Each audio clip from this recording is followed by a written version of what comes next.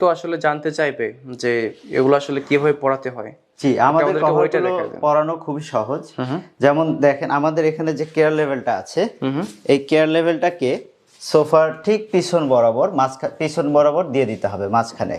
আচ্ছা, হ্যাঁ। তারপরে দেখেন দিয়ে দিলে তারা দিয়ে দিল, দেওয়ার পরে আচ্ছা, এই যে দুই পাশটা বসানোর পরে দুই পাশে যে হাতল আছে, হাতলটা জাস্ট বসে যাবে, অটোমেটিক্যালি বসে যাবে, মানে অটোমেটিক্যালি মিলে যাবে সেটা। জি, আমাদের প্রায় 70% ফিটিং শেষ।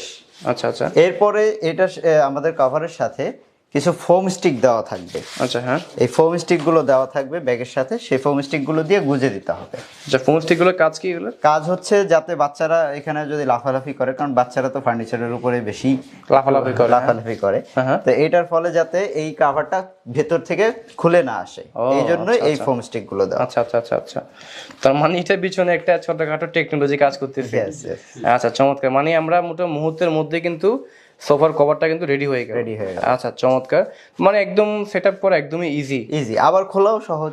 খুলবে কিভাবে এটা দেখেন তো? এটা জাস্ট এইভাবে টান দিবে, জোরে টান দিলে ফোম স্টিক গুলো বের হয়ে আসে।